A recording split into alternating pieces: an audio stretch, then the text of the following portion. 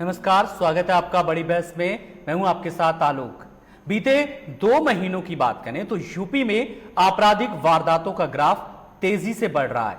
हत्या, लूट जैसी वारदातों को बदमाश सरेआम अंजाम दे रहे हैं। फिर चाहे वो गाजियाबाद में सरेआम पत्रकार विक्रम जोशी की हत्या हो या फिर बहुचर्चित बिकरू कांड, लेकिन अब यूपी में बेटियां भी महफूज नहीं है।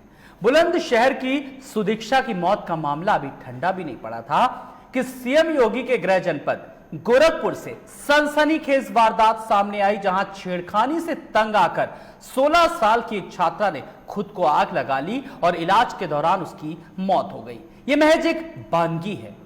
यूपी में ऐसे न जाने कितने मामले सामने आ चुके हैं जब शोहदों की छेड़खानी से तंग आकर लड़कियों को पढ़ाई छोड़नी पड़ी, कभी खुद की जिंदगी खत्म करनी पड़ी, लेकिन यूपी में शोहदों पर लगाम नहीं लग सकी।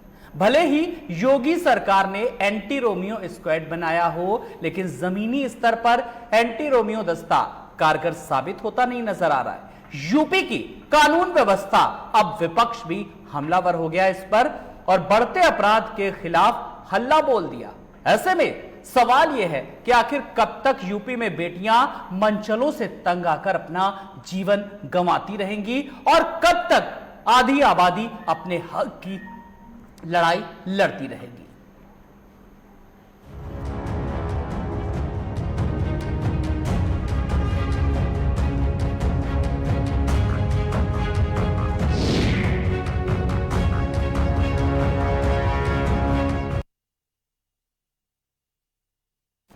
तो ये बात हम यूं ही नहीं कह रहे। दरअसल इसके पीछे कुछ सवाल भी हैं कि आखिर जो एंटी रोमियो स्क्वाड बनवाया गया उसको लेकर के अगर बात करें तो जरा मोटे मोटे तौर पर समझिए कि किस तरह से काम कर रहा है, किन उद्देश्यों को लेकर, कि क्या है ये एंटी रोमियो दल। तो महिलाओं, छात्राओं के साथ छेड़खानी करने वाले शोधों को पकड़ने के लिए इसका गठन किया गया। यूपी के हर जिले में एंटी रोमियो दल की तैनाती है। एंटी रोमियो सेल में महिला पुलिस को भी शामिल किया गया। और इतना ही नहीं, एंटी रोमियो दल को सीओजी मोबाइल, वायरलेस सेट और गाड़ी की सुविधा, साथ ही साथ सीओ स्तर का अधिकारी एंटी रोमियो दल की मॉनिटरिंग भी करता है। देखिए, मॉनिटरिंग भी लगातार हो रही है। और उसके बाद स्कूल और कॉलेजों के बाहर एंटी रोमियो दल की ज्यादा मुस्तैदी है। हिरासत में लिए गए शोधों का नाम, पता थाने के रजिस्टर में दर्ज होता है। यानी कि इंतजाम सब है, पूरी तरीके से फुल प्रूफ एक व्यवस्था है। कहा जाए तो शायद कोई अतिशयोक्ति नहीं होगी। लेकिन दोबारा छेड़खानी करने पर आरोपी को जेल भेजने तक का प्रावधान है। तो यह है एंटी रोमियो दल की खास जो सुविधाएं हैं, जिसके लिए एंटी रोमियो, जिन सुविधाओं के लिए, जिन मजनुओं को डर बिठाने के लिए एंटी रोमियो दल बनाया गया। लेकिन इस बीच वारदातें थमने का नाम नहीं ले रही हैं। इस बीच सवाल तमाम सारे हैं, जरा वो सवाल भी अपने दर्शकों से शेयर करना चाहेंगे। तो यूपी में छेड़खानी की घटनाओं पर लगाम आखिर कब लगेगी? यूपी की आधी आबादी को आजादी कब मिलेगी? सवाल ये भी, कब तक शोधों से तंग आकर बेटियां जान गंवाती रहेंगी? तो यूपी में बढ़ते अपराध पर लगाम आखिर कैसे लगेगी? और क्या सिर्फ नाम का ही अब रह गया है एंटी रोमियो दस्ता? ये सवाल हैं जिनके जवाब आज हम जानने की कोशिश करेंगे आए हुए मेहमानों से। तो लगातार जिस तरीके से बीते 2 महीनों की ही बात करें तो आपराधिक वारदातों का ग्राफ किस तरीके से लगातार बढ़ता नजर आ रहा है।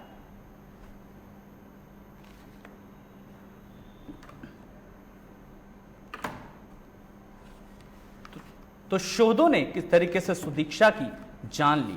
वहीं बात करें, छेड़खानी से तंग छात्रा ने सुसाइड किया और यूपी में शोधों पर लगाम कब? और बेटियों की सुरक्षा की आखिर गारंटी लेगा तो कौन लेगा? जमीनी स्तर पर एंटी रोमियो दस्ता कारगर साबित होता नजर नहीं आ रहा है और बढ़ते अपराध के खिलाफ इस तरीके से हल्ला बोल दिया गया। और सवाल यह कि कब तक यूपी में बेटियां मंचलों से तंग आकर जान गंवाती रहेंगी।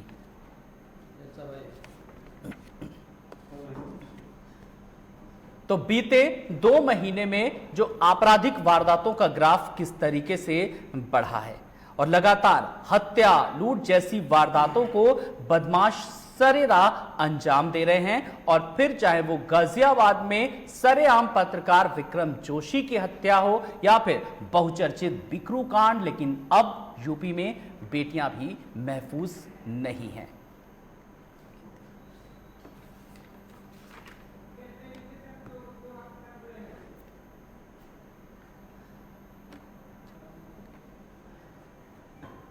तो आज हम जिन मेहमानों से चर्चा करेंगे सीधे तौर पर, और हमारे साथ जो मेहमान जुड़ गए जल्दी से हम अपने दर्शकों से परिचय करा देते हैं।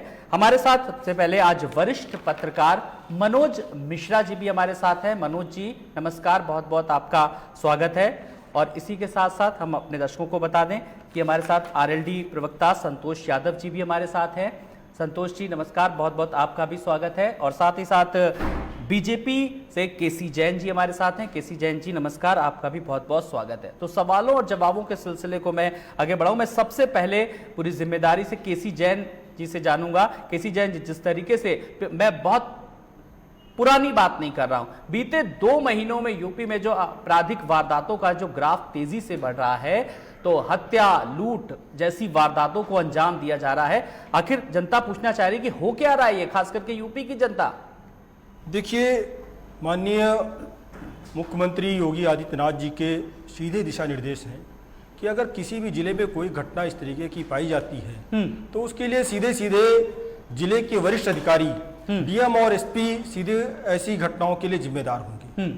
और आप देखिए कि वो चाहे जो एंटी रोमियो स्क्वाड को लेकर के हो, या फिर आप देखिए कि जिस प्रकार से जो वरिष्ठ अधिकारी हैं, तमाम सारे वरिष्ठ अधिकारियों का जबरन जिस प्रकार से वीआरएस दिया गया, जो काम में लापरवाही बरत रहे थे, जिससे कि कार्य में शिथिलता न बरती जाए। और जो क्राइम है, क्राइम को बहुत कंट्रोल किया गया है, लगातार जो अपराध है उस पर नियंत्रण पाया गया है। अभी आपने जिस बिकरू कांड की घटना की चर्चा की, उसमें वो लोग के जो विकास दुबे था, किन किन पार्टियों से उनसे संबंध रहे। दूसरी बात ये, अभी तक जो अब कार्रवाई हुई, सवाल ये कि किसी से भी संबंध रहे हो, सरकार वर्तमान में किसकी है जिम्मेदारी, उसकी सीधी सी बात है। हाँ जी, उस जिम्मेदारी का निर्वहन भारतीय जनता पार्टी की सरकार ने किया। और माननीय योगी जी की सरकार में अगर इस तरीके से पुलिस अधिकारियों के ऊपर हमला होगा, पुलिस को लोग मारे जाए या आम जनता मारी जाए, ऐसे किसी भी अपराधी को बख्शा नहीं जाएगा। चलिए, ये बातें जानने में बहुत अच्छी लगती है और बताने में भी केसी जैन जी बहुत अच्छी लगती है। सीएम साहब ने आदेश दिया, इसमें कोई भी गुरेज नहीं, मैं लगातार कह रहा हूं। लेकिन मेरा बड़ा सवाल, मैं आप ही से जवाब लूंगा कि क्या अधिकारी मुख्यमंत्री जी की सुन नहीं रहे क्या? नहीं, देखिए, ऐसा नहीं है। अगर तो फिर कैसा है? अगर कोई अधिकारी लीपापोती करता है, कार्य में शिथिलता पाई जाती है, उसके खिलाफ, उन अधिकारियों के खिलाफ भी जांच बैठती है, और जांच में अगर लापरवाही दिखाई देती है, चीजें स्पष्ट होती है, उसके बाद में उन अधिकारियों के खिलाफ भी कार्रवाई होती है।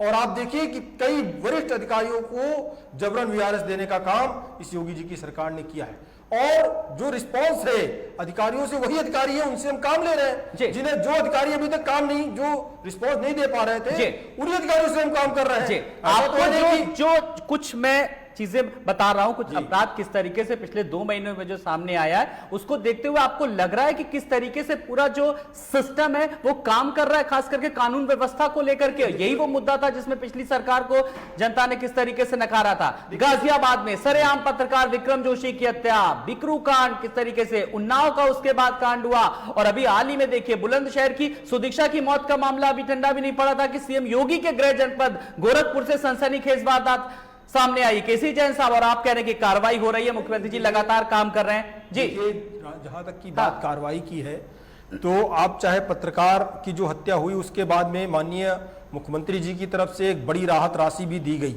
और तुरंत तत्काल उस पर राहत राशि पे उस पर कार्य भी किया गया। लेकिन वो एक मरहम लगाने का काम कर रहा है राहत राशि, लेकिन उसमें जितने भी लोग संलिप्त थे उनको सबको जेल भेजने का काम इसी योगी सरकार ने किया। रही बात, आपका जो जवाब मिला मनोज जी, जिस तरीके से पत्रकार की हत्या को लेकर के और एक पत्रकार की हत्या को लेकर के उसकी बोली भी लगा दी कि चलो 10 लाख दे दिया, मरहम लगा दिया, शांत हो गया, तो क्या कहेंगे एक पत्रकार की जो जान की कीमत 10 लाख रुपए? मुझे लगता है कि किसी भी इस तरह की, जोशी जी की बात कर लें, पुलिस की सूचना के बावजूद लोग आते हैं, उनकी बच्चियों के सामने उनको गोली मारते हैं और उनकी हत्या हो जाती है। कंपनसेशन पे चर्चा नहीं कर रहे हैं कि आपने 10 लाख दिया, 15 दिया, 20 लाख रुपए दिया, और किसी की भी जीवन मित्र का कंपनसेशन अमाउंट नहीं होता है। हम आप सभी लोग जानते हैं, हम लोग सब परिवार के लोग हैं, हमको पता है कि आज के डेट में एनसीआर को आप जानते हैं कि खर्चे के हिसाब से, बच्चों की फीस के हिसाब से या उनकी जीवन शैली के हिसाब से मामला दरअसल कहीं ना कहीं लॉ एंड ऑर्डर का है। अगर बुलंदशहर की घटना की बात कर लें, गोरखपुर की घटना की बात कर लें, जब योगी सरकार आई थी तो इस एंटी रोमियो को लेकर के, दल के गठन को लेकर के और कानून व्यवस्था को लेकर के, लोगों को शिकंजा कसने को लेकर के, अपराध नियंत्रण को लेकर के बड़े बड़े मुझे लगता है निर्णय लिए गए। लेकिन आलोक जी, 2 महीने की आप जो चर्चा कर रहे हैं, मुझे लगता है हम डिस्कस अगर करना चाहें तो कोरोना के बीच में जैसे ही अनलॉक 1 शुरू हुआ 1 जून, उसके बाद अनलॉक बाकी चीजें हुई नहीं हुई, अपराध पूरी तरीके से खुल गया। कारण उसके पीछे आप जाना चाहिए भाई, बच्चियां किसी की भी डर से घर से बाहर नहीं निकले। स्कूल अभी बंद है, इसलिए सौदों की चर्चा करना मुझे लगता है उचित नहीं होगा। स्कूल सारे बंद हैं, बच्चे जो है सब आज के इंटरनेट, मोबाइल और लैपटॉप से पढ़ाई कर रहे हैं, लेकिन डर है इन दोनों घटनाओं से। घर से बाहर निकलने में अगर डर हो रहा, आप आलू की 30 सेकंड लेंगे एंटी, और जैसे आप किसी भी दल का अगर गठन करते हैं, किसी भी पुलिस को एक्शन में ले आते हैं, आप उसकी समीक्षा क्यों नहीं करते? आरोप प्रत्यारोप का कोई सवाल नहीं है जैन साहब। मेरा सवाल आपसे सीधा सीधा है कि साहब, एंटी रोमियो दल जिस तरीके से क्षेत्रीय लोगों को तय किया कि लड़कियां छेड़ेंगे, लड़कियां नहीं सुरक्षित रहेंगी, इनको हम जेल में डालेंगे, इनको पनिश करेंगे, आखिर कहां सो गया? ये घटनाएं क्यों हो रही हैं? अब इसका तो कहीं ना कहीं जवाब 112 पे लोग फोन करते हैं पुलिस की। और रही बात पुलिस की, क्या बात करें, लगातार आप देखिए, चाहे वो पार्टी के विधायक हो चाहे विपक्ष विधायक, उनकी अपील आप देखिए ना, कल की देखिए, आज की, और हर कांड के बाद, हर अपराध की घटना के बाद शायद लगता है मुझे एक डिबेट करनी पड़ती है। एंटी रोमियो के बारे में कौन नहीं जानता है? लड़का लगातार सरकार भी किस तरीके से बखान कर रही है। महिलाओं छात्राओं के साथ छेड़खानी करने वाले शोधों को पकड़ने के लिए इसका गठन किया गया है। यूपी के हर जिले में एंटी रोमियो दल की चेतावनी है। एंटी रोमियो सेल में महिला पुलिस को भी शामिल किया गया है। ये वगैरह वगैरह कि एंटी रोमियो दल की सीयूजी, मोबाइल, वायरलेस सेट और गाड़ी की सुविधाएं, जब सारी सुविधाएं दी गई हैं तो फिर जो अपराध की घटनाएं हैं, वारदातें रुकने का नाम क्यों नहीं ले रही हैं? देखिए आलोक जी, क्या डर नहीं बिठा पा रही है क्या सरकार? आलोक जी देखिए, उत्तर प्रदेश में 4000 के आसपास इनकाउंटर की जो मुठभेड़ की घटनाएं हुई जी, और उसमें लगभग 3000 ऐसे दुर्दांत अपराधी थे जिनके ऊपर 5000 से लेके 1 लाख तक का इनाम घोषित था। सर जैन साहब, मैं बड़ी जिम्मेदारी से यहाँ पर नहीं घुमाइए, नहीं मेरे सवाल का सवाल दीजिए, नहीं मुझे पिछली सरकार, मेरी बात सुनिए सर, मैं सरकार को लेकर के कोई सवाल नहीं उठा रहा हूं, लेकिन मुझे सवाल का जवाब दीजिए। जो मेरा सवाल है भाई, सवाल ये कि आप अपराधियों की जो सूची है वो जारी कर रहे हैं, आपने टॉप 10 अपराधियों की सूची जारी कर दी और लगातार उस पर काम भी कर रही है, मेरा वो सवाल नहीं है। लेकिन जो छोटे अपराधी, जो नए अपराधियों की जो पौध फल फूल रही है, उस पर कौन मॉनिटरिंग करेगा? उस पर लगाम कैसे लगेगी? पश्चिमी उत्तर प्रदेश में बानगी देख लीजिए जाकर के जी। देखिए आपका और सुदीक्षा की मौत के मामले में भी यही मामला सामने आया। ये छोटे अपराधी जो फल फूल रहे हैं, इनको कौन संरक्षण दे रहा है? देखिए, छोटे अपराधी हो या बड़े अपराधी हो जी, जहां पर भी किसी भी प्रकार की कोई वारदात पाई जाती है और उसकी सूचना थाने तक पहुंचती है, उसके खिलाफ FIR दर्ज करके, विवेचना करके उसको जेल भेजने का काम किया जा रहा है। रही बात यह कि जो चाहे छुटपुट घटना हो या बड़ी घटना हो, लेकिन हम जिसकी चर्चा कर रहे थे कि अगर इस तरीके की मुठभेड़ की घटनाएं हुई, उनमें तमाम सारे ऐसे अपराधी भी हैं जिन्होंने स्वयं अपनी जमानत को निरस्त करा करके वो जेल चले गए। ये भय और डर है योगी जी के सरकार का, ये शासन और सुशासन का डर है कि जो अपराधी है वो अपनी जमानत निरस्त करा करके जेल में जाए। ऐसे डर की जय हो, ऐसे शासन की जय हो, ऐसे सुशासन की जय हो। संतोष जी, मैंने सही करा, जयकारा लगाया कि नहीं ऐसे सुशासन का? आप भी लगाइए। बिल्कुल बिल्कुल, मैं केवल एक बात कहना चाहता हूं, मैं बधाई देना चाहता हूं अपने जयंत साहब को कि अपनी सरकार को बाखूबी बचा रहे हैं, इनको बचाना भी चाहिए। लेकिन मेरा यह कहना है कि माननीय योगी जी की सरकार में पुलिस प्रशासन दोनों इनके नियंत्रण से बाहर है। आज की डेट में अगर आप देखें तो विधायक सुरक्षित नहीं है। विधायक को पुलिस थाने में, एक विधायक को 3 पुलिस वाले मिलकर पीटते हैं, उसका कुर्ता फाड़ते हैं। ये हमारे विधायक की हैसियत हो गई है। हमारी पुलिस सुरक्षित नहीं है। बिकुरी कांड में आपने देखा होगा, डिप्टी एसपी लेवल का अधिकारी और हमारे कितने पुलिस वाले जो है मार दिए जाते हैं, लेकिन शासन के उस पर जो नहीं रहता है। वकील सुरक्षित नहीं है, पत्रकार सुरक्षित नहीं है, जनता सुरक्षित नहीं है, तो इस शासन, योगी शासन काल में सुरक्षित कौन है, मैं ये जानना चाहता हूं जी। और दूसरी बात जो आपने कहा चलिए आप अपने सवाल का जवाब तो ले लीजिए केसी जैन साहब से। केसी जैन साहब, बस छोटे छोटे सवालों का जवाब मैं चाह रहा हूं, तो क्योंकि आम जनता भी ये चाहती है, जैसा कि संतोष जी ने भी पूछा विपक्ष की तरफ से कि योगी राज में सुरक्षित कौन है, बस ये बता दीजिए। नहीं देखिए आलोक जी, इस तरीके से अगर एक एक घटना पे प्रश्न चिन्ह लगाएंगे जी, तो हम ये पूछना चाहते हैं साथी में कि किस सरकार के शासनकाल में एक भी घटना नहीं हुई? अगर मैं कहूं पिछली सरकार में, तो उसका जवाब भी आपसे बेहतर कोई नहीं दे सकता। किस शासनकाल में एक भी घटना नहीं हुई जी, एक भी अपराध नहीं हुआ। आप एनसीआरबी का डाटा उठा करके देखिए, जिस प्रकार से वो मुझे एनसीआरबी के आधार पर तर्क नहीं लेना है, मुझे उस पर उतर करना है कि पिछली सरकारों में एफआईआर नहीं लिखी जाती थी। साहब, आप बड़े प्रदेश का, बड़ी आबादी का उल्हाना कब देते हैं? जब कभी भी ये सवाल पूछा जाता है अपराध को लेकर, अरे बड़ा प्रदेश है, इस तरीके की घटनाएं होती रहती। अरे साहब, बड़ा प्रदेश है तो बड़ी जिम्मेदारी भी है, 80 लोकसभा की सीटें सरकार भी तो बना सकती है, बड़ा फेम भी तो है, नेम भी तो है उत्तर प्रदेश का। बड़ी बात तो ये है, तो जिम्मेदारियां भी तो बड़ी हैं।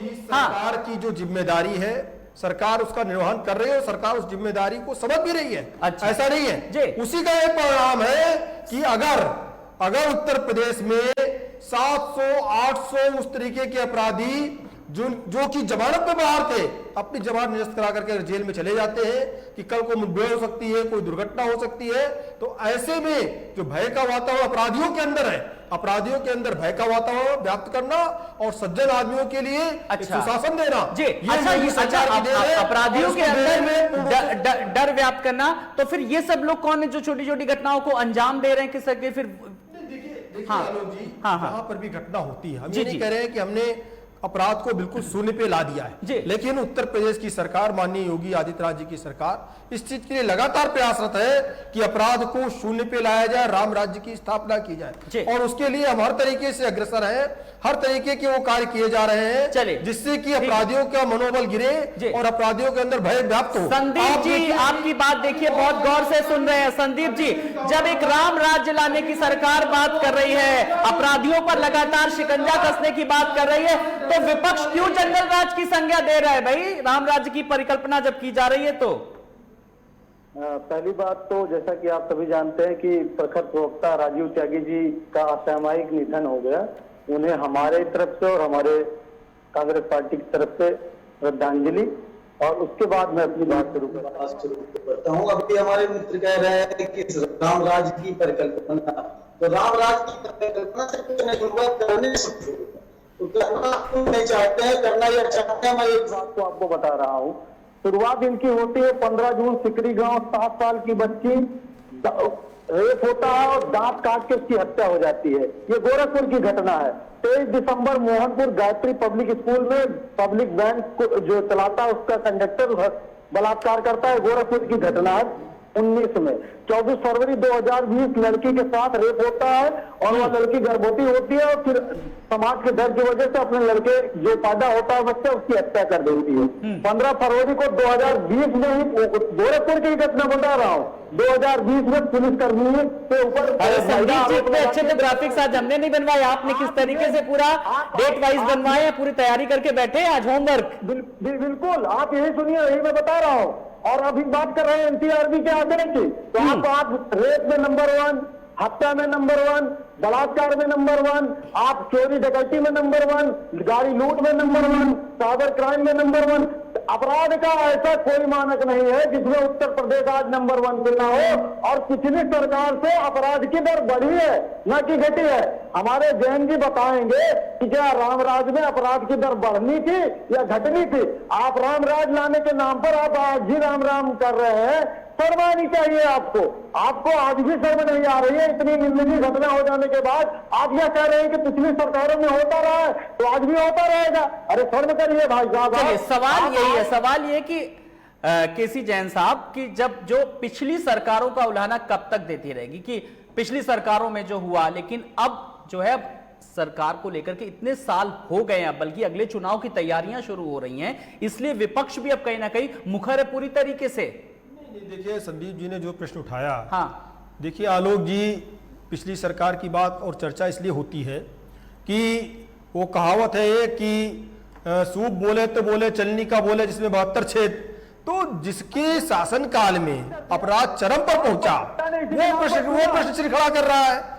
आप अपने शासनकाल का समय याद करिए, अन्य पार्टियों के शासनकाल को याद करिए। और एक मिनट मैंने सुना आपको, मेरा जवाब ले लीजिए संदीप जी। देखिए जो 4000 जो इनकाउंटर हुए, मुठभेड़ें हुई, इनमें से जो अपराधी गिरफ्तार हुए, सुन लीजिए, 5 साल से इनके खिलाफ एनबीडब्ल्यू जारी था, माननीय न्यायालय के द्वारा एनबीडब्ल्यू जारी था इनके खिलाफ, और गुंडा एक्ट, गैंगस्टर एक्ट की कार्रवाई इनके खिलाफ चल रही थी। उसके बाद में खुलेआम घूम रहे थे। इनको कौन नहीं गिरफ्तार कर रहा था? यही पुलिस नहीं गिरफ्तार कर रही थी। किसके कारण नहीं गिरफ्तार कर रही थी?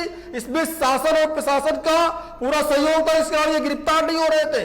और जो इनकाउंटर हुए, 4000 इनकाउंटर में से 3000 लोग ऐसे थे जो कि इस तरीके के मुलजिम थे, और उनको गिरफ्तार करके जेल भेजने का काम इसी भारतीय जनता पार्टी की सरकार ने किया।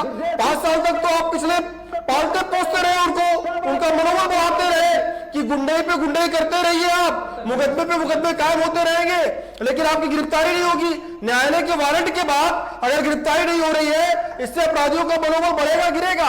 चलिए, अपराधियों का मनोबल भले ही बढ़ा ना हो, लेकिन ये बात मैं पूरे दावे के साथ कह सकता हूं कि अपराधियों में खौफ जरा भी नहीं है, डर जरा भी नहीं है। यह बात चाहे आप कितना भी कह ले जोर दे करके। मैं वरिष्ठ पत्रकार मनोज जी के पास आ रहा हूं। मनोज जी, जब हम कहते हैं, जब सवाल पूछते हैं तो तमाम सारे तर्क दिए जाते हैं। अभी मैं केसी जैन साहब को बड़े आराम से मैं पूरा मौका दे रहा था कि जो सरकार ने काम किए हैं अपराधियों को रोकने के लिए, आपराधिक प्रवृत्ति को रोकने के लिए, लेकिन बड़ी बात यह, जब हम लॉकडाउन की बात करते हैं, लॉकडाउन है और कोरोना वायरस है, कोरोना वायरस को रोकने के लिए तो किस तरीके से सावधानी के तौर पर लॉकडाउन हो गया, लेकिन अपराध का ये लॉकडाउन कब खत्म होगा? आलोक जी, दरअसल हम इसी प्रदेश में और आपके चैनल पे कई बार चर्चा कर चुके हैं योगी जी सरकार के बनने के बाद कि बहुत सारे अपराधी पश्चिमी उत्तर प्रदेश और पूर्वी उत्तर प्रदेश में थे और प्रबंध तंत्र से अपराध का गठन करके चलाया करते थे, और उन्होंने बेल तोड़ा करके जेल भी गए और थाने में सरेंडर भी किया। जैन साहब, जो सवाल है उससे मुझे लगता है डाइवर्ट होकर के कम से कम हम अगली पिछली सरकारों की बात नहीं करें, लगभग 3.5 साल आपको हो गया है, तो सवाल मेरा सीधा आपसे और सवाल मौजूदा परिस्थितियों पे है। वही योगी सरकार थी, वही आपका निर्णय था, लोगों में डर था, लेकिन क्या वजह है? वो तकनीकी चीजों को अगर थोड़ा समझने की कोशिश करेंगे तो मुझे लगता है बेहतर होगा। देखिए, तकनीकी लोग जी क्या है, आपराधिक व्यक्ति की प्रवृत्ति और उस पर रोकने वाली जो पुलिस टीम है, इनकी कहीं न कहीं टेक्निकल लैक ऑफ कम्युनिकेशन या उन पर नियंत्रण का फेल्यूर पिछले काफी दिनों में दिख रहा है। वो स्थिति लखनऊ की, देखिए लखनऊ में बैठे हुए प्रमुख स्तर पे या ये कहें कि विधानसभा स्तर पर या मुख्यमंत्री जी स्तर पर कमियां नहीं, कमी कहां हो रही है उसको समझिए। जिले स्तर पर, तहसील स्तर पर, ब्लॉक स्तर पर और थाने के स्तर पर मॉनिटरिंग और उसकी जवाबदेही, और जो लगातार इधर नए तरीके से फिर लड़की की छेड़खानी की घटनाएं, हत्या, बलात्कार, फिरौती बढ़ रही है, ये नीचे से है। ऊपर पहले क्या होता था कि ऊपर से सह मिलता था, घटनाएं रूट तक जाती थी, अभी घटनाएं रूट से आ रही हैं।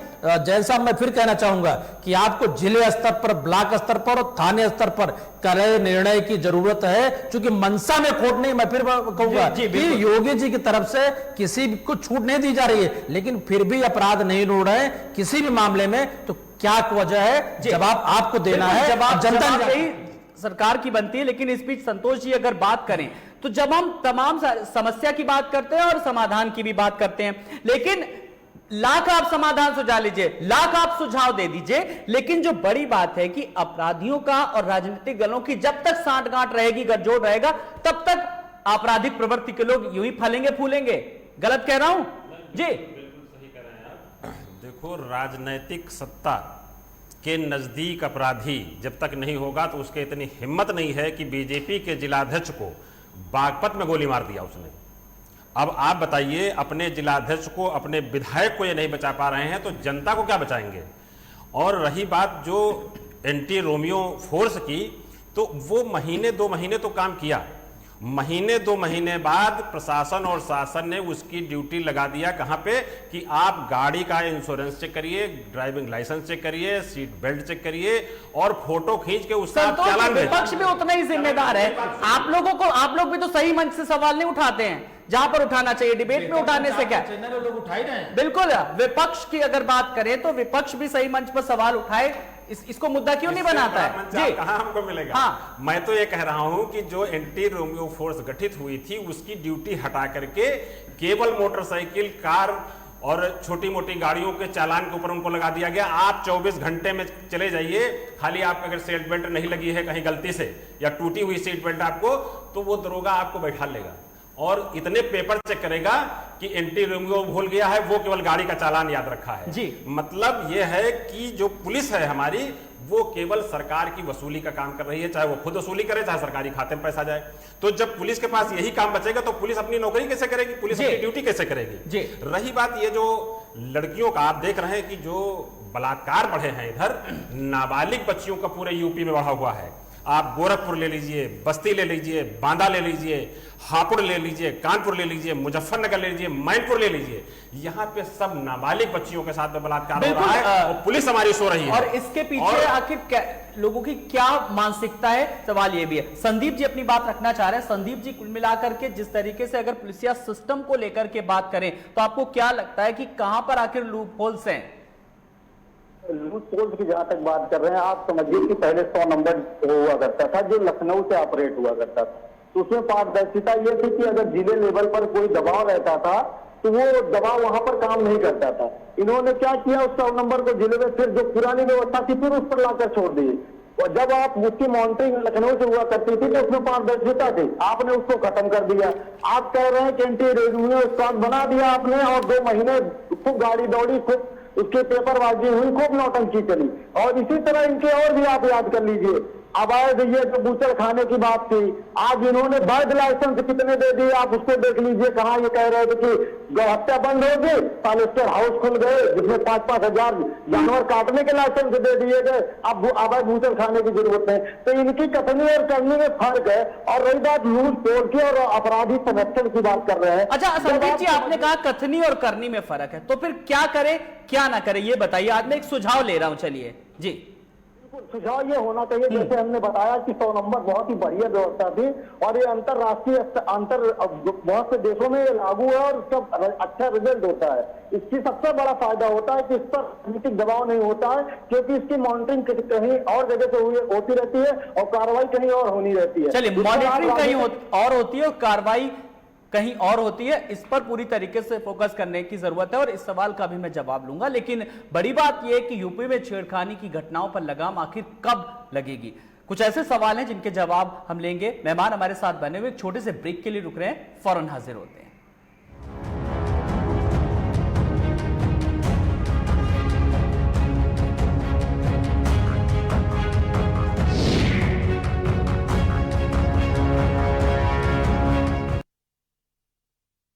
आपकी आवाज, आपकी ताकत, आपका अपना न्यूज चैनल लाइव टुडे अब उपलब्ध है ZEE5 पर।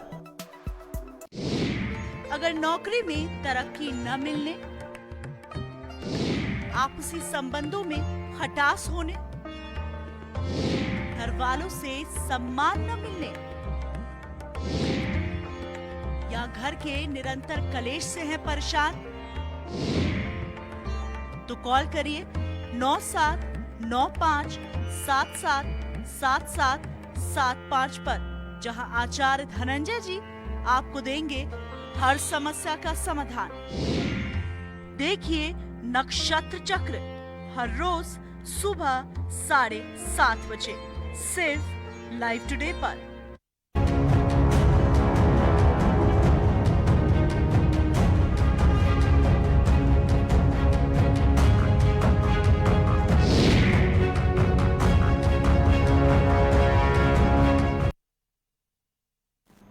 स्वागत है ब्रेक के बाद। तो जिस तरीके से हत्या, लूट जैसी वारदातों को बदमाश सरेआम अंजाम दे रहे हैं, फिर चाहे वो गाजियाबाद से सरेआम पत्रकार विक्रम जोशी की हत्या हो या फिर बहुचर्चित बीकरू कांड, लेकिन अब यूपी में बेटियां भी महफूज नहीं हैं। और ये बात हम इसलिए भी खास कह रहे हैं। केसी जैन जी, आपके पास आ रहा हूं मैं पूरी जिम्मेदारी के साथ। मेरा सवाल आपसे ये है, और जरा व्हाट्सएप से आप जरा ध्यान हटा के स्क्रीन की तरफ देख लीजिए, दर्शक भी आज आपको देखना चाह रहे हैं कि केसी जैन साहब क्या जवाब देना चाह रहे हैं। कि जब हम आज से 2 दिन बाद जब 74वें स्वतंत्रता दिवस को मनाने जा रहे हैं, जश्न आजादी की तैयारियां, और ऐसे समय में जब देश की बेटियों के साथ ये हो रहा है, यूपी में क्या कुछ हो रहा है, तो हर बेटी मानो यही कह रहे कि यूपी में बेटियां भी क्या महफूज नहीं है? क्या जवाब देंगे ऐसी बेटियों के लिए? जी देखिए मैं वही चीज़ देख रहा था कि अभी इन्होंने जो हमारे साथ में जो मित्र बैठे हुए उन्होंने कहा कि ये घटनाएं हुई, उन्होंने घटनाओं को गिनाया। तो देखिए मैं आपको बताऊं कि अभी इस महीने के अंदर कहाँ पे कितनी कार्रवाइयाँ हुई हैं और कितने लोगों को उसमें जेल भेजा गया है। आप देखिए मेरठ में ही सिर्फ मतलब हम पूरे जोन की बात नहीं कर रहे हैं, जिले के अंदर की बात कर रहे हैं। मेरठ में 11 मुकदमे कायम हुए हैं और उन 11 मुकदमों के अंदर 110 लोगों के खिलाफ अभी इसी महीने में आज 13 तारीख है और 13 दिनों के अंदर 110 के खिलाफ कार्रवाई हुई, 11 मुकदमे कायम हुए हैं। इसी तरीके से इलाहाबाद में 27 मुकदमे, 111 लोगों पर कार्रवाई, आगरा में 37 मुकदमे, 55 लोगों पर कार्रवाई, बरेली में 32 मुकदमे, 43 लोगों पर कार्रवाई। इस तरीके से ये एंटी रोमियो स्क्वाड की कार्रवाई है, अलग की कार्रवाई नहीं, अलग क्या कार्रवाई बहुत अच्छी है, आदेश अलग चीज है और जमीनी स्तर पर आना एक अलग बात है। देखिए जमीनी स्तर पर सक्रिय है तभी इस तरीके की कार्रवाइयां हो रही है। अगर मेरठ में 11 मुकदमे कायम होते हैं, उनमें 110। चलिए जब कार्रवाई हो रही तो इस तरीके की घटनाओं की पुनरावृत्ति क्यों हो रही है? दोनों में इतना विरोधाभास क्यों? कुछ तो कमी आनी चाहिए। हाँ देखिए आलोक जी, तमाम सारी घटनाएं कितनी भी सक्रियता के बाद भी कुछ ना कुछ घटनाएं होती हैं और उन घटनाओं ये भी बता दीजिए लगे हाथों कि ये घटनाएं कब तक होती रहेंगी, उसके लिए भी ये भी बता दीजिए। देखिए हम इस चीज के लिए प्रयासरत है। अगर हम जीरो टॉलरेंस नीति पे काम कर रही भारतीय जनता पार्टी की सरकार, योगी जी की सरकार, तो ऐसे में हम ये चाहते हैं और इसके लिए हम प्रयासरत हैं कि एक भी अपराध ना हो, लेकिन उसमें कुछ ना कुछ अभी बहुत समय लगेगा। अभी बहुत सारी चीजों पे काम करना है, बहुत सारी चीजों को मजबूत करना है। साथ ही साथ मनोज जी, जब हम जीरो टॉलरेंस की जब हम बात करते हैं जी, हाँ जी, समाज की और हमारी भी जिम्मेदारी है। हर एक व्यक्ति के पीछे पुलिस नहीं लगाई जा सकती है जी। जो भी इस तरह की घटना है, आप देखिए परिवार के लोग ऐसी घटनाओं में कहीं ना कहीं संलिप्त पाए जाते हैं। चाचा, ताऊ, मामा, फूफा, दोस्त, यार, पड़ोसी। ये कोई सवाल का जवाब नहीं हुआ कि हर शख्स के पीछे पुलिस नहीं लगाई जा सकती, लेकिन उस सवाल का एक छोटा सा जवाब है आपके पास, या यूं कहिए कि एक सुझाव है। डर तो पुलिस बैठा सकती है ना, वो उसमें क्या उससे क्यों गुरेज करती है? आप डर बैठा दीजिए। देखिए आलोक जी, आपका सवाल जायज है, उससे मेरा ये सुझाव है, मेरा ये कोई सवाल नहीं है। उसके लिए हम सक्रिय है और उसके लिए काम कर रहे हैं। अगर 4000 इनकाउंटर होते हैं, हर जिले में लगातार पुलिस काम कर रही है, हर जगह पे अगर कहीं पे इस तरह की शिकायत आती है, FIR लिख करके उनको जेल भेजने का काम किया जा रहा है। उसके बाद में भी अगर कहीं घटनाएं होती है तो वही बात मैं कह रहा हूं, इसमें कहीं ना कहीं हमारी आपकी और सामाजिक जिम्मेदारी भी है कि जब भी इस तरह की घटनाएं होते हुए पाए, देखें, तो उसके लिए पुलिस को इन्फॉर्म करें और 181 महिला हेल्पलाइन पुलिस को इन्फॉर्म करने की जरूरत नहीं होती है आम जनता को। सुन लीजिए मेरी बात सुन लीजिए। पुलिस का अपना LIU लोकल इंटेलिजेंस यूनिट होता है, पुलिस थाने के चौकी के पास अपने मुखबिर होते हैं। यह बात शायद मुझे बताने की जरूरत नहीं है कि पुलिस को लोग फोन करें। पुलिस को लोग तब फोन करते हैं जब लोग किस तरीके से, जब लोग डरे होते हैं या लोगों पर कुछ हमला होता है, तब लोग फोन करते हैं। लोग इतना कोई अब आज भी जानकारी, पुलिस की अपनी जिम्मेदारी, पुलिस को तो इतना सब कुछ इंफ्रास्ट्रक्चर मिला है ना, इतनी पुलिस अपने को क्यों इतनी असहाय महसूस कर रही है भाई? कि जो आम जनता फोन करे, CCTV फुटेज लगे, उनसे मदद लेना, मुखबिर अपने छोड़े। और उत्तर प्रदेश में लगभग 7.5 लाख इस तरीके के जो मनचले लड़के इस तरह जो है वो रेडार पे है पुलिस की लगातार, जिनमें उन लोगों को लगातार चेतावनी भी दी गई है, लेकिन उनकी कहीं पे भी कोई बड़ी घटना या कोई उस तरह घटना नहीं है। लेकिन ये पाया गया कि स्कूल के बाहर खड़े, कॉलेज के बाहर खड़े, उनका सबका नाम, मोबाइल नंबर, घर परिवार एड्रेस नोट करके उनको पुलिस ने रेडार पे ले रखा है। अच्छा ठीक है सर, बहुत बढ़िया। आपने कहा कि आजकल कैफे में, स्कूल के बाहर, पर आजकल तो लॉकडाउन है, आजकल तो कुछ भी सब बंद है।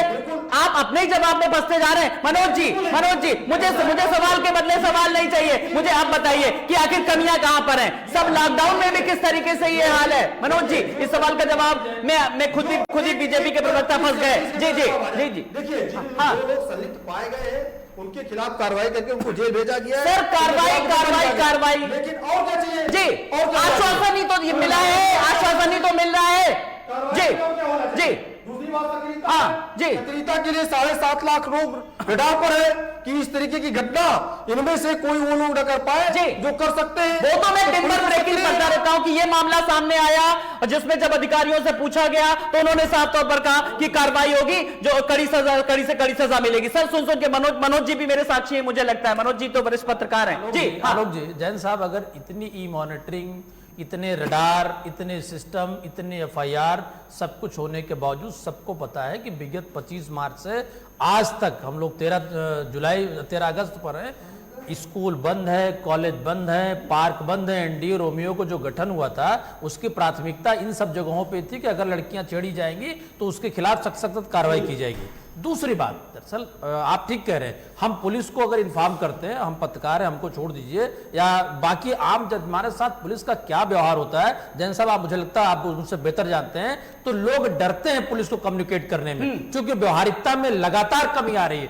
पुलिस उन्हीं को कल्पित समझ करके उनके साथ मिसबिहेव और बदतमीजी गाली गुप्ता करती है, तो लोग बगल से निकल जाते हैं और अपराधियों को कहीं ना कहीं बचने का रास्ता मिलता है। दूसरी बात यह है जैन साहब, बड़ी सीधी सी मैं तो कह रहा हूं कि आपकी सरकार बनने के बाद विगत की सरकार जाने का कारण यही था, और आपकी सरकार से लोगों को उम्मीद इसी बात की थी, और आने के बाद जिस तरीके से त्वरित आपने गठन किया, एक्शन किया, सराहनीय रहा। लेकिन आज मैं फिर कह रहा हूं कि विगत 2-3 महीनों में या 2.5 महीनों में जिस तरीके की घटनाएं बढ़ने, उसमें चूंकि हम लखनऊ में है, राजधानी में है, पत्रकारिता करते हैं पिछले 25 साल से, हमको पता है कि यहां पर बैठे प्रमुख नेता, प्रमुख अधिकारी, उसमें ना उनकी सह है न मनसा है, लेकिन जिले स्तर से, ब्लॉक स्तर से, तहसील स्तर पे, थाने पे कुछ न कुछ तो कमी लगातार हो रही है, क्योंकि लोगों में डर नहीं। आलोक जी, क्योंकि डर नहीं है। देखिए, पुलिस में डर होगा तभी जनता में डर होगा, और जनता में डर की बात नहीं है, डर अपराधियों में होना चाहिए। डर उस, देखिए बड़ा संवेदनशील मामला है, 7 साल, 12 साल, 14 साल, 15 साल, 16 साल की बच्ची के साथ रेप हो जाता है, उसकी हत्या हो जाती है। आप कभी सोचिए उस परिवार की जगह बैठ करके, तब आपको अंदाजा लगेगा साहब क्या गुजरता है। बिल्कुल, यहाँ पर चर्चा करना, सवाल पूछना और सवाल का जवाब देना बहुत अच्छा है, लेकिन जरा हम बुलंदशहर की उस सुदीक्षा, बिल्कुल बुलंदशहर की सुदीक्षा की मौत का मामला अभी ठंडा भी नहीं पड़ा था, बिल्कुल किस जी पार्क बंद है, होटल बंद जी, है, रेस्टोरेंट बंद है, उसके बावजूद अगर ये घटनाएं बढ़ रही हैं तो जैन साहब सोचने का विषय है, कड़े एक्शन की जरूरत है। जी बिल्कुल, जिस तरीके से संतोष जी, जब हम बात करते हैं कि एंटी रोमियो स्क्वाड को लेकर के, तो अभी तक किस तरीके से छेड़खानी सामने आ रही थी, लेकिन अब तो ये दल कहीं ना कहीं जनहानि पे उतर आया है, क्योंकि पिछले कुछ ऐसे मामले सामने आए हैं, तो छेड़खानी से डायरेक्ट उतरा है जनहानि पे। मैं ये कहना चाहता हूं कि हमारी जो बीजेपी की सरकार है, ये पिछली सरकार पर ये आरोप लगा करके सत्ता में आई थी, जनता को अपना वादा करके कि न भ्रष्टाचार न व्यभिचार, और आज की डेट में इनकी जो है प्राथमिकताएं बदल गई हैं। अब इनको न भ्रष्टाचार से मतलब है, न व्यभिचार से मतलब है, न क्राइम से मतलब है, न रेप से मतलब है। अब इनकी प्राथमिकता खत्म हो गई है। इनकी पुलिस की जो प्राथमिकता है उसको सीधे लगा दिया गया है कि वो जनता से वसूली करे, और उसकी ड्यूटी 24 घंटे सिर्फ वसूली पे है, और इनकी जलायु बिल्कुल फेल है। इनके शासन की धमक समाप्त हो गई है। अगर इनके शासन में जरा भी धमक होती तो अपराधी और माफिया, जैसा कि योगी जी ने पहले कहा भी था कि या तो वो यूपी छोड़ दें और या तो जेल चले जाएं, लेकिन अपराधियों ने न यूपी छोड़ा न वो जेल गए। इन्हीं के भाजपा नेताओं को, बड़े बड़े नेताओं की हत्याएं कर रहे हैं, और उनके ऊपर कोई कार्रवाई सुदृढ़ तरीके से नहीं हो रही है। अगर उनके मन में भय व्याप्त हो जाए तो वो शायद किसी के ऊपर गोली चलाने के लिए, लेकिन पिछली सरकारों से तो बेहतर है ना संतोष जी, इस बात को भी तो कहिए। सरकारों से बिल्कुल बेहतर नहीं है। पिछली सरकारों में विपक्ष बोल रहा है या संतोष जी बोल रहे हैं या आंकड़े बोल रहे हैं? मैं बता रहा हूं, पिछली सरकारों से बिल्कुल बेहतर नहीं है। आज यो यूपी का जो अभी उसकी बात कर रहे थे, ग्राफ की जो बात कर रहे थे, तो 10.1 का ग्राफ है आज की डेट में। 10, मतलब अगर इंडिया में क्राइम होंगे तो 10 जो है यूपी में होंगे पूरे यहाँ पे। तो मेरा ये कहना है कि यूपी में क्राइम बढ़ रहा है, बलात्कार बढ़ रहा है, हत्याएं बढ़ रही हैं, लूट बढ़ रही है, जब हम हत्या, लूट और आपराधिक वारदातों की बात करते हैं उत्तर प्रदेश के परिप्रेक्ष्य में, जी नहीं, सरकार लेकिन लगातार एक्शन ले रही है, लेकिन इस बीच कुछ लूप होल जरूर है। केसी जी, मैं चाहूंगा इस सवाल के जवाब बेबाकी से थे आप। संतोष जी ने जो प्रश्न उठाया कि पुलिस जो है रास्ते में गाड़ियां रोकती है, चेकिंग करती है। देखिए, इन्हीं गाड़ियां रोकने में, इन्हीं गाड़ियों को चेकिंग करने में तमाम सारे अपराधी भी पकड़े गए, और सिर्फ गाड़ियों को चेक करने का मतलब ये नहीं है कि उनका सिर्फ चालान करना है, उसका मुख्य उद्देश्य ये भी है कि ऐसा तो नहीं कोई चोरी की बाइक चला रहा है, चोरी की कार चला रहा है। नहीं ऐसा उनका तो सवाल ये नहीं था, ये सवाल नहीं था। उनका सवाल था कि एंटी रोमियो स्क्वाड जो बनाया गया था स्क्वाड, उसमें जो तैनात लोग थे उनकी ड्यूटी लगाई गई, उनका सवाल ये नहीं था। नहीं, देखिए संतोष जी का जो प्रश्न है वो इसलिए है क्योंकि वो विपक्ष में बैठे हैं, उनका आरोप लगाना काम, विपक्ष के साथ वकील भी है, वो कानून के बहुत बड़े जानकार है संतोष जी, इसलिए उनकी आवाज को दबाया नहीं जा सकता या गलत नहीं ठहराया जा सकता। देखिए आलोक जी, जिस प्रकार से माननीय योगी जी की सरकार में कार्रवाइयां हो रही हैं, मुकदमे भी लिख जाते थे, पेंडिंग रहते थे, अपराधी बाहर घुमा करते थे। रही बात है कि अपराधी सरेंडर नहीं कर रहे हैं, जेल नहीं जा रहे हैं, अरे तख्ती लगा करके अपराधी पहुंच रहे थाने, साहब हमको गिरफ्तार कर लीजिए, हमको गिरफ्तार कर लीजिए, हम जेल जाना चाहते हैं, हमको छोड़ दीजिए, और लोग अपनी जमानत जा करके टेस्ट करा रहे हैं। पुलिस जो है, पुलिस के सामने अब ये मत कहिएगा कैसी जेल साहब कि वो भले ही तख्ती लगा के बैठे हो, लेकिन वही विकास दुबे जो यूपी का अपराधी था, कहता था, उसने क्या कहा था मंदिर में, हाँ मैं ही विकास दुबे हूं कानपुर वाला। हाँ देखिए, वही अपराधी जो अभी तक खुलेआम घूम रहे थे, 50-50 हजार के इनामी बदमाश जो थे घूम रहे थे, और आज जिनकी जमानत ऑलरेडी पहले से माननीय न्यायालय के द्वारा, वो कह रहे हैं कि भाई हमको अपनी जमानत निरस्त कराकर जेल जाना चाहते, हम बाहर नहीं रहना चाहते। अच्छा संदीप जी, मुझे ये बताइए कि बड़े बड़े अपराधियों की नहीं, जो छोटे छोटे अपराधी जो फल फूल रहे, इनको कौन पनाह दे रहा है? और छोटे अपराधी ज्यादा इस तरीके की घटना को अंजाम दे रहे हैं। बड़ों को तो तब भी डर है कि हमें सजा हो जाएगी, लेकिन छोटे अपराधी जो है वो किस तरीके से फल फूल, इसको कैसे रोक लगेगी और सरकार को क्या कदम उठाने की जरूरत? ये मेरा सवाल संदीप जी से है। देखिए, अभी बात कर रहे थे कि हमारे मित्र जैन जी की बहुत कार्रवाई हो रही है। कार्रवाई सिर्फ ये हो रही है कि जो भी राजनीतिक प्रतिद्वंदिता के तहत दूसरे पार्टी के राजनीतिक संरक्षण देने वाले थे, जो माफिया थे, उन्हीं पर कार्रवाई हो रही है। आप इसका उदाहरण जो मुन्ना बजरंगी की जेल में हत्या, जहां अभी हनुमान पांडे जी का एनकाउंटर देख लीजिए, या जहां ये फंसने लगते हैं कि विकास दुबे का एनकाउंटर देख लीजिए, बहुत कुछ खुलता अगर वो पकड़े जाते। तो ये मान के चलिए कि आप अभी बात कर रहे हैं कि क्या होना चाहिए और कैसे ये कंट्रोल होगा। हमारी जब ये सरकार आंकड़े घटे हैं, बिल्कुल आंकड़े नहीं घटे हैं, इनकी शुरुआत से 2 महीने के मैं आंकड़े आपको बता दे रहा हूँ। सुरेश खन्ना जी ने विधानसभा में जो दिए थे वो आंकड़े 803 हत्या, 2 महीने की हत्या रिकॉर्ड को बता रहा हूँ, 803 हत्या, 729 बलात्कार, लूट की घटना 799, अपहरण की घटना 2682, डकैती 60। ये सुरेश खन्ना जी का विधानसभा में रिप्लाई है एक प्रश्न के उत्तर में। तो आप बताइए, कहां आप कह रहे हैं कि शुरुआत में बहुत कुछ कर दिए, और आप एनसीआरबी का आंकड़ा देखेंगे तो अपराध का दर बढ़ा है। कौन से आपके आंकड़े और आज बात चिन्मयानंद स्वामी पर कार्रवाई कर दीजिए, कुलदीप सेंगर को जब तक। अच्छा, बार-बार घूम फिर के Santosh ji anti Romeo squad की बात आ रही है। सवाल ये कि लड़कों पे कार्रवाई करता है या लड़कियों पर भी करता है, और उसके बाद क्या माँ बाप को भी, उनके अभिभावकों को भी जानकारी देता है? क्या आप तो जानकार है बहुत अच्छे कानून के भी। हाँ, एक और बड़ी पोल है ये कि जिस समय एंटी रोमियो स्क्वाड लगाया गया, उस समय आपने देखा होगा उनकी इतनी शक्ति थी, जैसे इस समय गाड़ी के चालान पे, उस समय अगर बाप भी अपनी बेटी को बैठा के ले जाता था तो उसको प्रताड़ित किया जाता था। अगर कोई लड़की अपने भाई के साथ में जा रही तो उसको सुदीक्षा के मामले में भी यही चीज सामने आई। ये सुदीक्षा के सामने आई। सुदीक्षा का अगर इतिहास आप देखिए तो वो इतनी ब्रिलियंट लड़की थी कि यहाँ का इतना बड़ा स्कॉलरशिप प्राप्त करके वो विदेश में पढ़ने गई थी, 4-5 करोड़ का उसको स्कॉलरशिप मिली हुई थी। उसकी हत्या इस सरकार में हो गई है, और उसके साथ में पुलिस ये कह रही कि नहीं साहब ये तो एक्सीडेंट है, जिसको मानने के लिए तैयार नहीं। सवाल तमाम सारे हैं, लेकिन पूरी बेबाकी से केसी जैन साहब, मैं आपसे फाइनल कमेंट एक चाहूंगा कि सरकार लगातार काम कर रही है किस तरीके से, चाहे वो कोरोना काल को लेकर के अगर बात करें योगी जी, लेकिन बीच में जो अफसरशाही है या यूं कहें कि पुलिस का जो तंत्र है उसमें लूपहोल्स हैं, जिसके चलते कहीं ना कहीं जो है सरकार की जवाबदेही बढ़ जाती है। हाँ, देखिए कहीं कहीं पे जो आपका सवाल है तो इस तरीके की घटनाएं पाई गई कि कहीं ना कहीं अपराधी के जो अफसर थे, अधिकारी थे, वो कहीं ना कहीं कुछ उनकी कार्य में शिथिलता रही और कुछ केसों में वो लिपापोती करते हुए भी पाए गए। लेकिन ऐसे अधिकारियों के खिलाफ माननीय मुख्यमंत्री योगी आदित्यनाथ जी ने सख्त एक्शन लिया और उनमें से तमाम सारे अधिकारियों को वीआरएस भी जबरन दिया।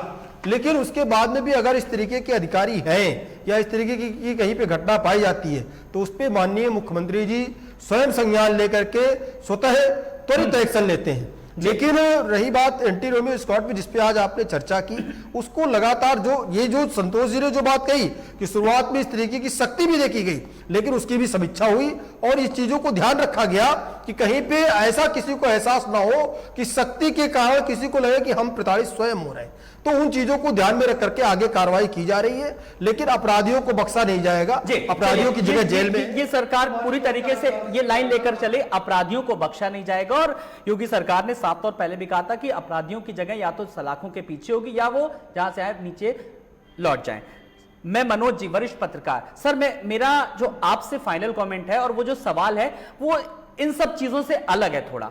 सवाल ये है कि हम चाहे बीते 2 महीने की बात करें या 30 दिन की, यूपी में जो आपराधिक वारदातों का ग्राफ तेजी से बढ़ रहा है, हत्या, लूट जैसी वारदातों को बदमाश सरेआम अंजाम दे रहे हैं। हम लोग चर्चा भी करते हैं, जिम्मेदारी भी निभाते हैं, पूरी तरीके से सरकार के प्रवक्ता से भी पूछते हैं। लेकिन अब आज के समय में जब हम कोरोना काल को लेकर के बात करते हैं, लॉकडाउन को लेकर के बात करते हैं, युवाओं को क्या चाहिए? एक अदद रोजगार। लेकिन युवाओं की जो नौकरी है वो किस तरीके से जा रही है, ये आंकड़े बताने के लिए काफी हैं। कहीं सैलरी नहीं मिल रही तो कहीं किस तरीके से कॉस्ट कटिंग हो रही है, तमाम सारी चीजें। तो जब ये चीजें होंगी तो अपराध जाहिर सी बात है कि बढ़ेगा। सरकार को भी इस ओर ध्यान देने की जरूरत है। मनोज जी। आलोक जी, मुझे लगता है कि कोरोना महामारी के बाद जिस तरीके से प्रदेश और बाकी अन्य राज्यों से आए हुए बहुत सारे युवक हैं वो हमारे ही प्रदेश में हैं, और चूंकि सरकार इस बात का वादा भी करती रही और प्रयास भी करती रही कि उनको रोजगार दिया जाए।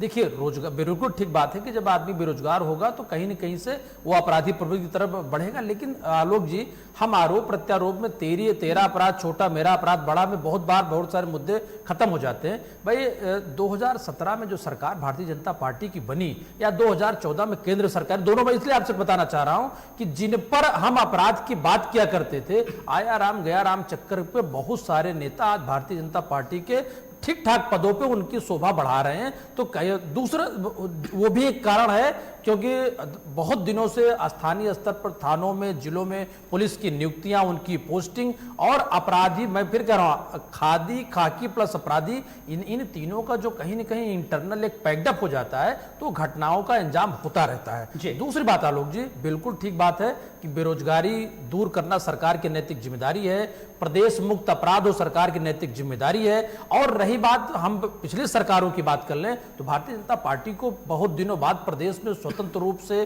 पूर्ण बहुमत में सरकार चलाने का मौका मिला। योगी जी से लोग उम्मीद भी करते हैं और योगी जी का लक्ष्य भी ये था कि अभी भी है कि हम अपराध मुक्त करें। लेकिन फिर कहूंगा 1 जून के बाद हर तरफ, चाहे वो हत्या हो, बलात्कार हो, और जैसे बार बार बात आती है बिकरू कांड की, आलोक जी बिकरू कांड बड़ा मजाक इस बात पर रहा कि वहां मुखबिर भी पुलिस, मारी भी गई पुलिस और अंजाम पहुंचाने में पुलिस, बड़ा करने में पुलिस, और जिस अपराधी ने 16-17 साल पहले थाने में एक राजमंत्री स्तर के नेता की हत्या कर दे, तो देखिए सवाल अगर आप करेंगे तो बहुत सवाल उठता है। लेकिन जैन साहब, मैं आपसे ही बार बार इसलिए करूं क्योंकि पार्टी प्रवक्ता आप हैं, सरकार आपकी है, उन ग्राफों को खत्म करिए जिसके लिए आपको चुना गया है। और बड़ी बात यह है कि सबक लेना चाहिए और इन घटनाओं की पुनरावृत्ति ना हो, यह बड़ी बात है। जी बिल्कुल जी, मुक्त अपराध और स्वच्छ प्रशासन, बेटियां सुरक्षित घूमे, ये आपकी नैतिक जिम्मेदारी बनती है। इसके लिए कुछ बेहतर कदम सही मायने में शायद सच्ची आजादी